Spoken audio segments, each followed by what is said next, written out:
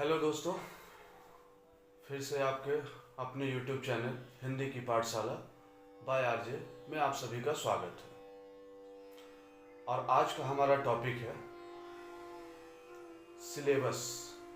Class 10th Hindi में है, जो कि क्या क्या सिलेबस है, क्या क्या पढ़ना है और किस टॉपिक से कितना नंबर का एग्ज़ाम में क्वेश्चन आएगा। आज हम लोग इस पे बात करेंगे, क्योंकि सब्जेक्ट को लोगों ने इतना कठिन बना दिया है कि लगता है कि बहुत भारी सब्जेक्ट है, बहुत दिक्कत होने वाला है, बहुत परेशानी होने वाली है। लेकिन मैं आपको बता दूं कि ऐसा कुछ भी नहीं। आज हम एकदम इजी वे में समझेंगे कि किसे कितना पढ़ेंगे कि नंबर हमारा बहुत आसानी से उठ सके। क्योंकि मैं भी बच्चों को देख रहा हूँ और बच्चों को देखने के बाद ये समझ में आ रहा है कि बच्चों के मन में डर कितना है, और उसी डर को आज निकालने के लिए है जो कि मैं ये वीडियो बना रहा हूँ। और बहुत आसान तरीके से समझेंगे कि 80 नंबर में कितना नंबर इजीली उठ सकता है। मतलब एकदम आसान तरीके से, अगर आपको कुछ नहीं भी आता है तो भी। लेकिन मैं आपको ऐसा सजेस्ट नहीं करूंगा कि आपको कुछ नहीं आता है तो इसको देख लीजिए तो आप नंबर उठा लेंगे। लेकिन बहुत आसान तरीके से है जो कि आप समझ सकते हैं।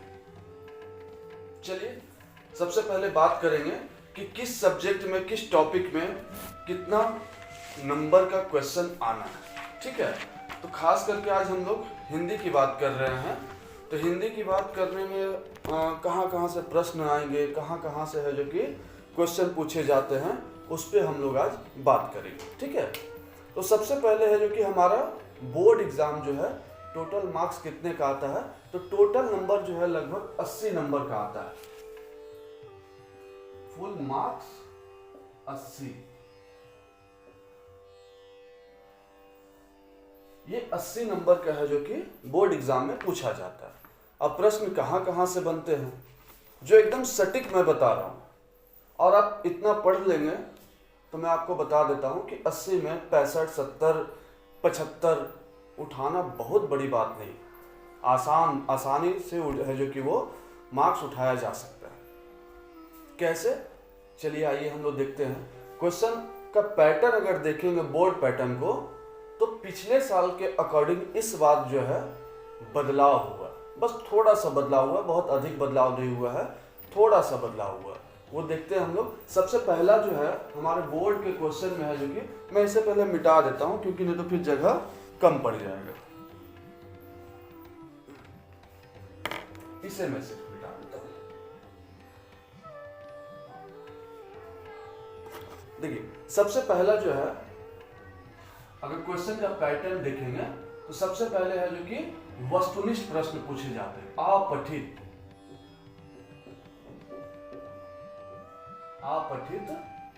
गद्यांश।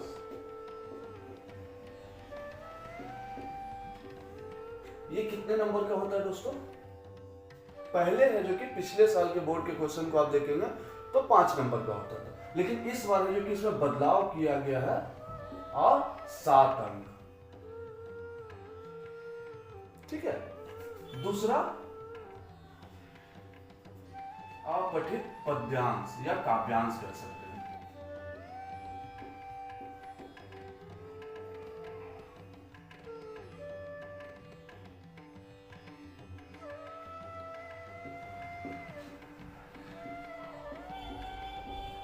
पद्यांश ये भी है जो कि 7 अंक। ठीक है, उसके बाद प्रश्न कहां से बनेंगे, तो आप लोगों ने देखा होगा और आप लोगों के स्कूल में क्लास में है जो कि पढ़ाया भी गया होगा व्याकरण, उससे प्रश्न पूछे जाएंगे। थर्ड पॉइंट, व्याकरण क्या है जो कि सबसे पहले हम ले लेते हैं अलंकार।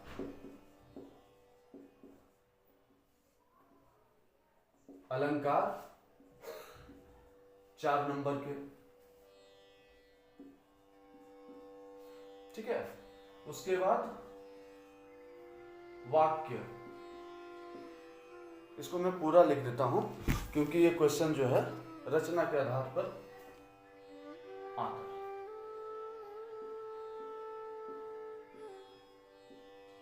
रचना के आधार पर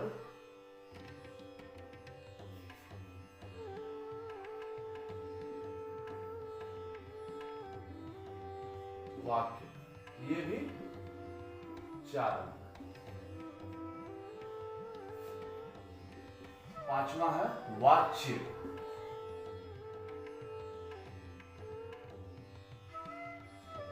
वाच्य भी 4 अंक के। उसके बाद हमारा छठा अलंकार हो गया, वाक्य हो गया, वाच्य हो गया, और छठा है पद परिचय।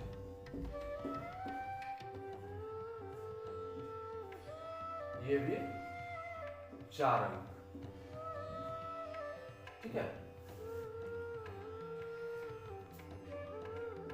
7वां पठित गद्यांश।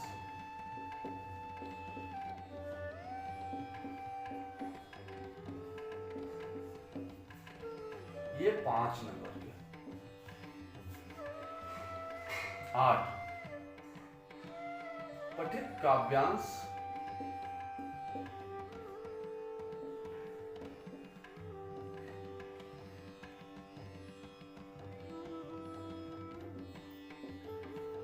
काव्यांश या पद्यांश।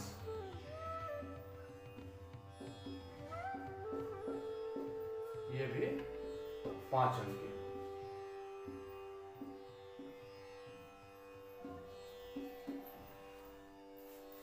ये जो 8 आप देख रहे हैं ना, ये सभी के सभी एमसीक्यू क्वेश्चन रहेंगे। कितना हो जाएगा? 7 7 14, 14 4 18, 18 4 18 4 22, 22 22 4 26, 26 4 30, 30 5 35, 35 5 40 अंक। ये टोटल एमसीक्यू में रहेंगे, जिसको हम लोग वस्तुनिष्ठ भी कहते हैं।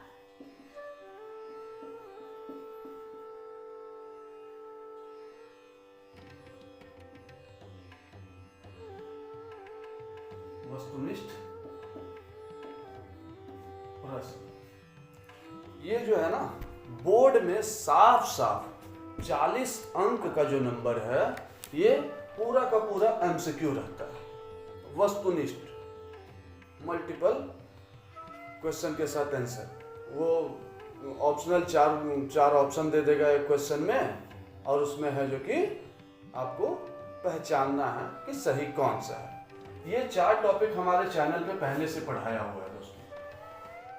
अगर आपको कोई दिक्कत हो तो हमारे चैनल हिंदी की पाठशाला बाय आरजे में आप सभी जाकर के देख सकते हैं। ये हो गया एमसीक्यू 40 नंबर का दोस्तों। ठीक है। अब आता है 9वां नंबर। 9वां नंबर में है जो कि आपके किताब से कुछ प्रश्न दिए हुए रहेंगे।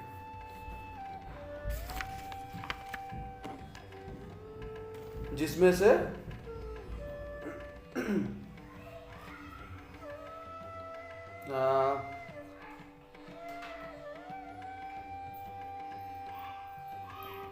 गद्य पर आधारित प्रश्न रहेगा। गद्य पर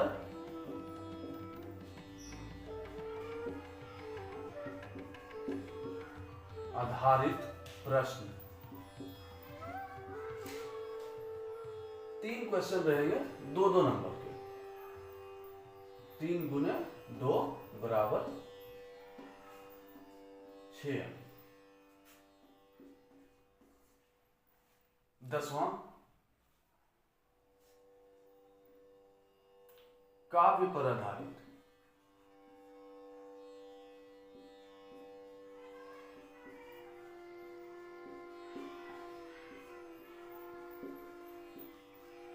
काव्य पर आधारित ये भी जो कि सेम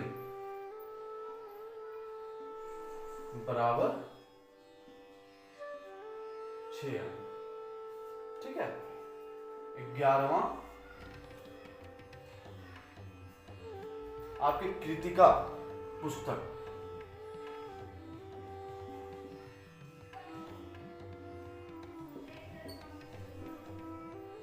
कृतिका पुस्तक से है जो कि आपका क्वेश्चन 3 रहेगा, लेकिन 2 का ही आंसर देना पड़ेगा। मतलब 2 गुने 4 बराबर 8, ये 8 है। ये देखेंगे टोटल 20 अंक प्रश्न उत्तर।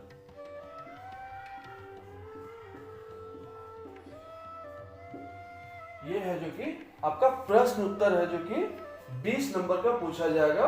ये दोनों है जो कि आपका पाठ्य आधारित जो हमारी पुस्तक है ना, क्षितिज भाग 2, इससे है जो कि गद्य पर आधारित, जैसे जिसमें कुछ चैप्टर्स वगैरह दिया हुआ है। जैसे गद्य पर आधारित देखेंगे तो नेताजी का चश्मा है, बाल गोविंद भगत है, लखनवी अंदाज है, ये सभी चैप्टर है जो कि लगभग 6 चैप्टर को पढ़ना है। इस 6 नंबर के लिए 6 चैप्टर को पढ़ना है और इस 6 नंबर के लिए 6 चैप्टर को पढ़ना है। तो 6 चैप्टर में भी काव्य पर आधारित या पद्य पर आधारित, जो कविताएं हम लोग कहते हैं ना, वो पद या काव्य हम लोग उसे कह सकते हैं। ठीक है, तो इस कविता पर आधारित 6 नंबर का रहेगा, मात्र 3 क्वेश्चन रहेगा 2 नंबर का। तो 6 नंबर का ये, 6 नंबर का ये। और कृतिका पुस्तक से प्रश्न,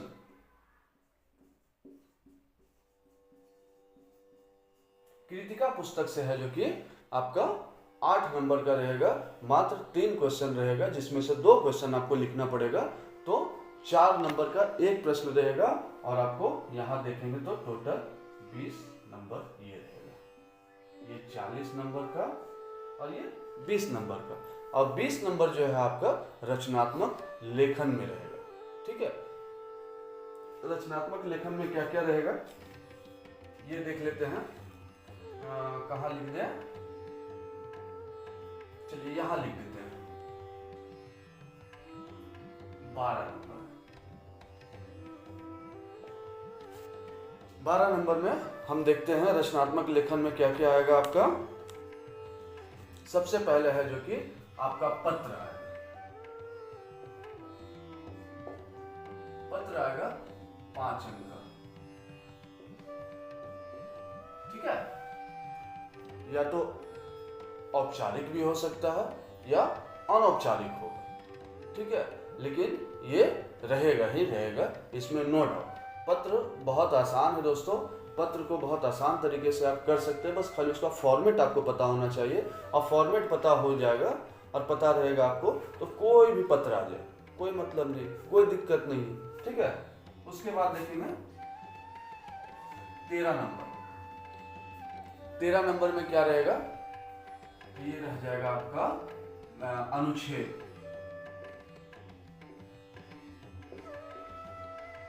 अनुच्छेद आपका 6 अंक का।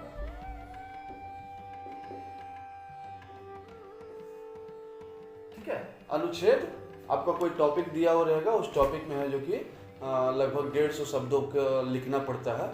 और उसमें है जो कि आपको कोई टॉपिक दिया हुआ रहेगा, सब टॉपिक दिया रहेगा, उसी को आधार बना करके है जो कि लिखना पड़ेगा। उसमें भी ज़्यादा परेशानी नहीं। ठीक है, अब आप आएंगे 14 नंबर।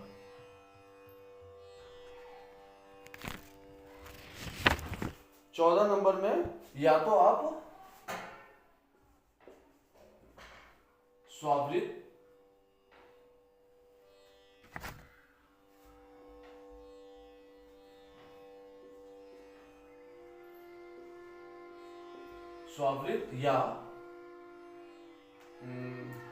स्वावृत या ईमेल, ये आपका 5 अंक का रहेगा। ठीक है, 15वां नंबर में 15वां नंबर में आपका है जो कि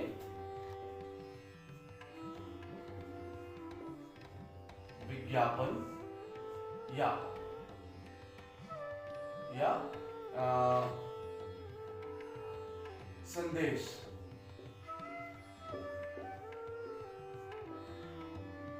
संदेश ये भी आपका है जो कि 5, ये आपका 4 अंक है दोस्तों।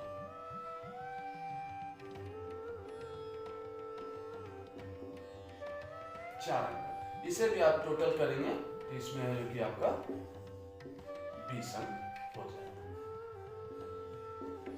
अब समझिए 40 अंक वस्तुनिष्ठ प्रश्न,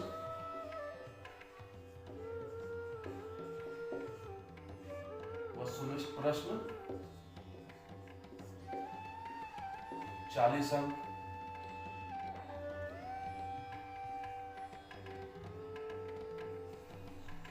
दूसरा पुस्तक पर आधारित,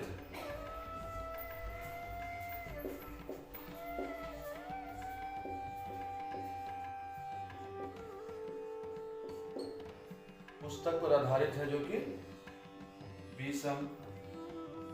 तीसरा रचनात्मक लेखन हम इसे कहते हैं दोस्तों।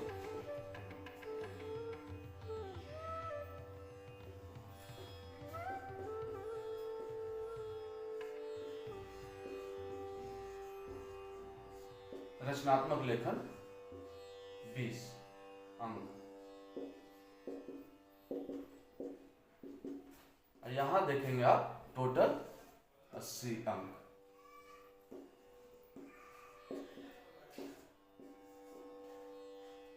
ये टोटल आप एक बार देख लीजिए, इसमें कहां समस्या आ सकती है और कहां नहीं आ सकती है, मैं इस पे बात करूंगा।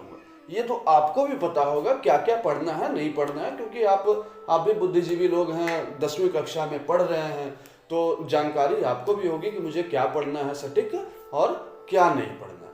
तो जानकारी के लिए मैं बता दूं कि सबसे इजी जो है, सबसे आसान, जिसे आप बहुत आराम से 40 में से 38, 39, बहुत लोग तो 40 भी ले आते हैं, जो ये है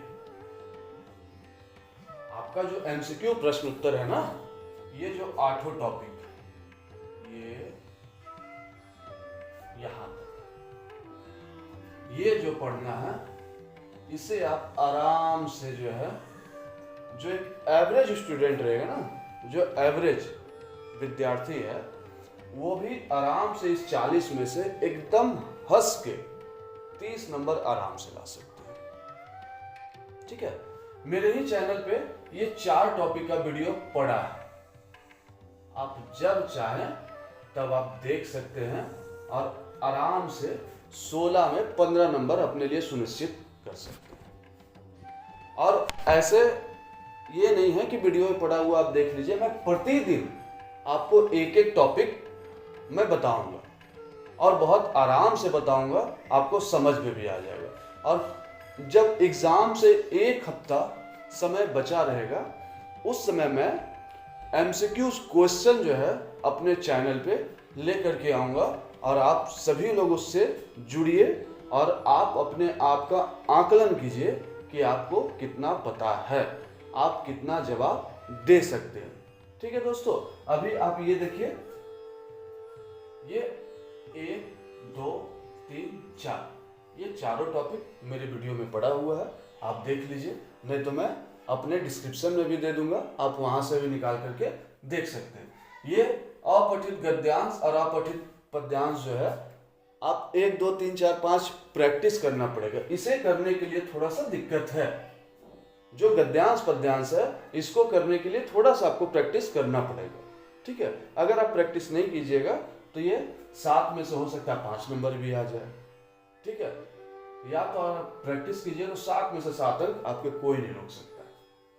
दूसरा, पठित गद्यांश और पठित पद्यांश, ये जो आपका 10 नंबर है, ये आपके दिमाग से काम होगा।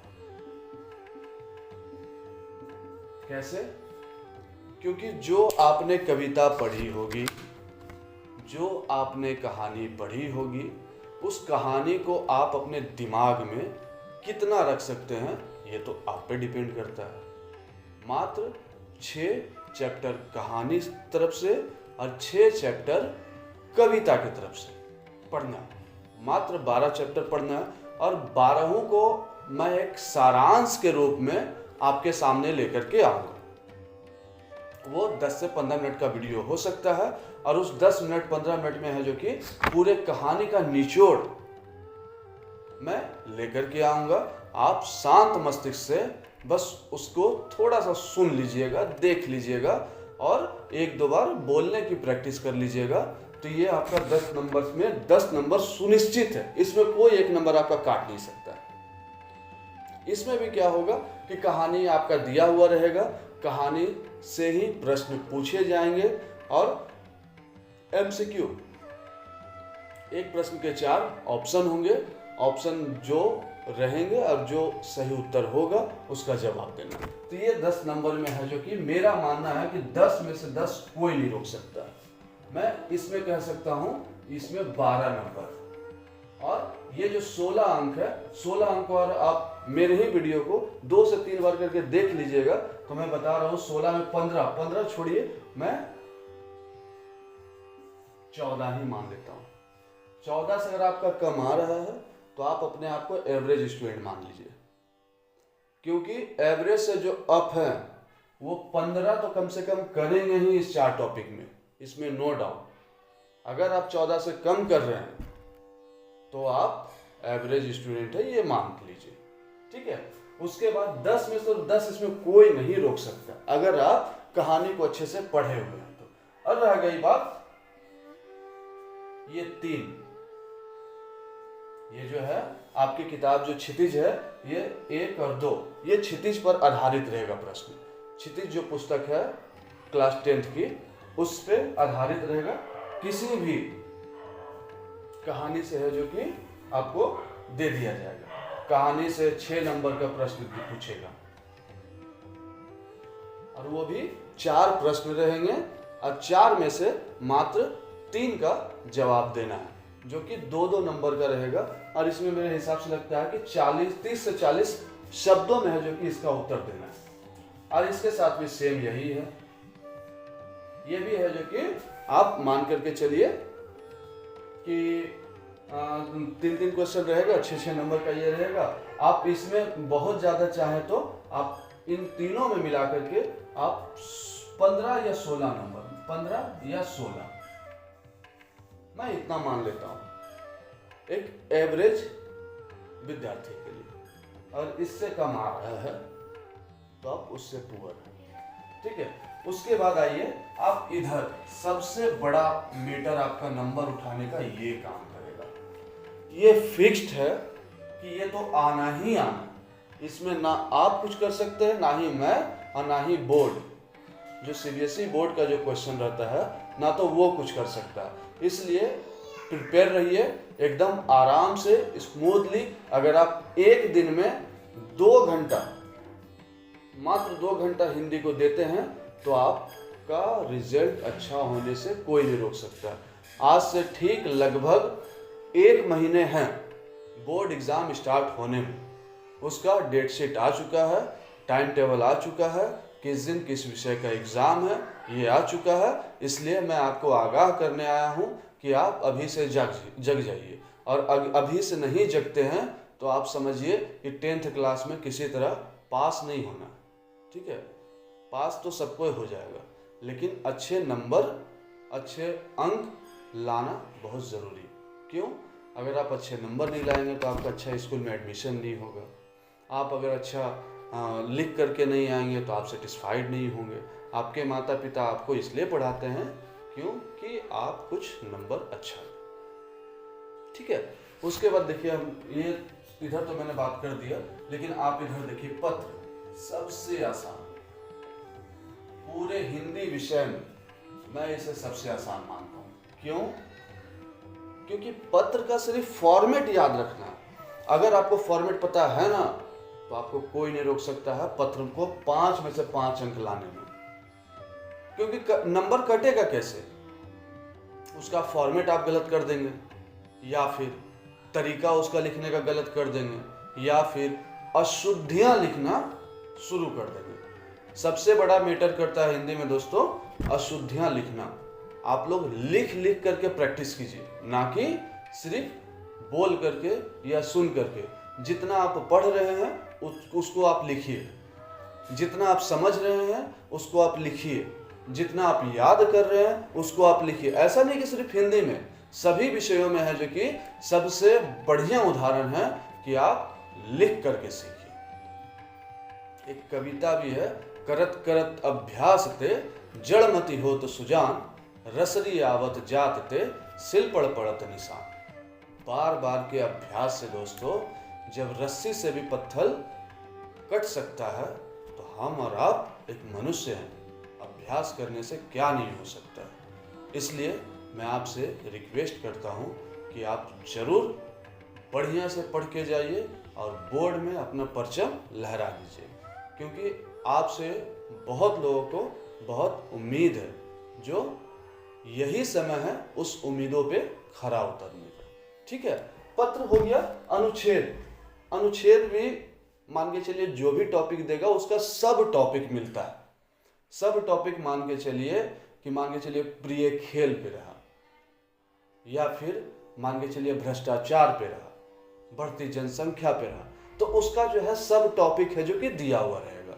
और जब सब टॉपिक दिया हुआ रहेगा तो आपको लिखने में बहुत ज़्यादा कठिनाई नहीं होगी। जो बोर्ड वाला पेज आता है आप उससे 1.5 से 2 पेज बढ़िया से लिख दीजिएगा तो आपका नंबर बढ़िया उठा देंगे। ठीक है, इन दोनों में मुझे लगता है ईमेल थोड़ा आसान है, मैं बता दे रहा हूं। 14वां नंबर में आप देखेंगे तो मेरी बात अगर आप माने या फिर मेरा आप अनुभव जानने की कोशिश करें तो मुझे ईमेल आसान लगता है दोस्तों। ठीक है, ईमेल से आप है जो कि आराम से लिख सकते हैं, क्योंकि लगभग ईमेल और पत्र दोनों एक जैसा है। सिर्फ स्टार्टिंग का 2 लाइन 4 लाइन है जो कि उसमें बदलाव होता है, नहीं तो लगभग ईमेल और पत्र जो है दोनों एक जैसा। सिर्फ आप 2 4 5 लाइन है जो कि ईमेल का स्टार्टिंग का जान गए तो आप इसे आराम से लिख सकते हैं। ठीक है, और लास्ट है विज्ञापन। विज्ञापन में अगर आपको कुछ चित्र बनाने के लिए दिया जाएगा, मान के चलिए प्रश्न रहेगा कि आपको एक घड़ी जो वॉच पहनते हैं ना हम लोग, घड़ी कंपनी के लिए जो कि एक विज्ञापन तैयार कीजिए, या फिर किसी पंखा का विज्ञापन तैयार कीजिए, किसी कुकर का विज्ञापन तैयार कीजिए, किसी क्रीम का विज्ञापन तैयार कीजिए। अगर आपका ड्राइंग बहुत अच्छा है तो आप विज्ञापन लिखिएगा। लिखना इसमें बहुत कम पड़ता है, इसमें जो भी थोड़ा सा दिक्कत है मान के चलिए कि आपका ड्राइंग बनाने में। आपने देखा होगा घड़ी सरफ में एक पंच लाइन रहता है, पहले इस्तेमाल करें फिर विश्वास करें। इसी तरह किसी भी कंपनी का है जो कि आपको एक विज्ञापन बनाना रहेगा, कुछ पंच लाइन 1-2 लिख दीजिएगा, कुछ ऑफर दिखा दीजिएगा। बोला जाएगा मोबाइल के लिए एक विज्ञापन तैयार कीजिए, मोबाइल लिख करके उसका जो भी कैटेगरीज है, कैमरा क्या है, रैम क्या है, और सभी जो भी फीचर्स होते हैं एक मोबाइल का, वो फीचर्स दिखाते हुए कुछ ऑफर दिखा दिए, 20% डिस्काउंट, 25% डिस्काउंट। अपना एड्रेस दे दीजिए, शॉप का जो एड्रेस होता है, ये शॉप कहाँ है उसका एड्रेस दीजिए, मोबाइल नंबर दीजिए। मोबाइल नंबर नहीं देना पड़ता, वो कटम कुटिम करके है जो कि बताना पड़ता है कि मोबाइल नंबर है ये। ठीक है, तो मेरे हिसाब से विज्ञापन भी आसान है, विज्ञापन से भी आसान संदेश है।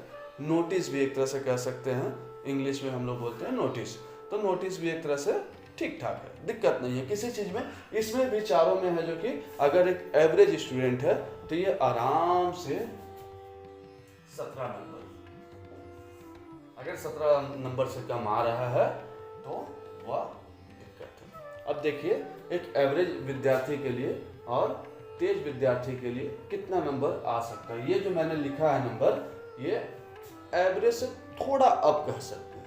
ठीक है, लेकिन जो ब्रिलियंट होते हैं वो तो 80 में भाई 78 79, बहुत लोग तो 80 ले आते हैं, लेकिन हाँ उसके लिए मेहनत भी करना पड़ता है। ठीक है, तो एक एवरेज विद्यार्थी के लिए देखिए तो ये 12 नंबर, ये 14 नंबर, ये 10 नंबर, ये मैं 15 ही नंबर मान लेता हूँ, ये 15 नंबर, उसके बाद इधर 17 नंबर,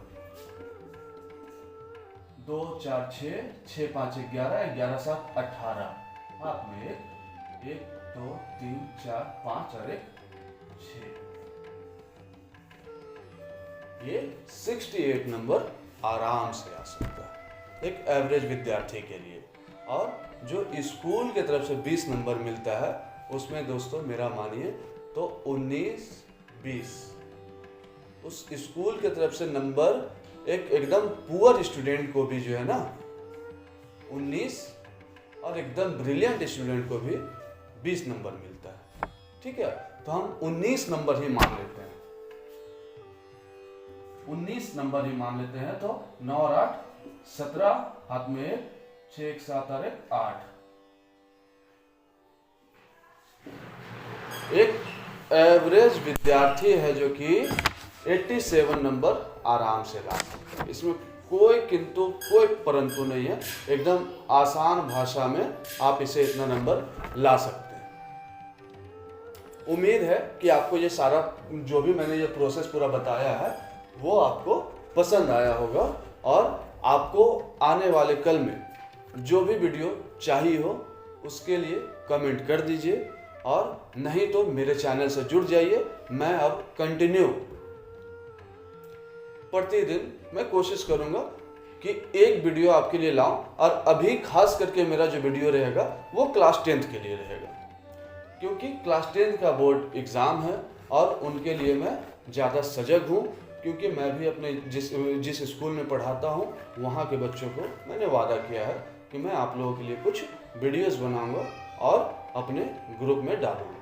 तो उन लोगों के साथ क्यों ना आप भी हमारा सहयोग दें, ताकि इस तरह का जो भी वीडियो है मैं लाता रहूं। और अगर आपको मेरा यह वीडियो पसंद आया हो तो मेरे इस वीडियो को सब्सक्राइब जरूर करें, लाइक करें, बेल आइकन दबा दें, ताकि सभी इसी प्रकार के वीडियो आप तक पहुंचते रहे, और ज़्यादा से ज़्यादा उन लोगों तक शेयर करें जिनको इस तरह की वीडियो की ज़रूरत है। अभी के लिए मैं आपसे अलविदा लेना चाहता हूँ। मिलते हैं नए वीडियो के साथ नए समय पर। धन्यवाद। जय हिंद।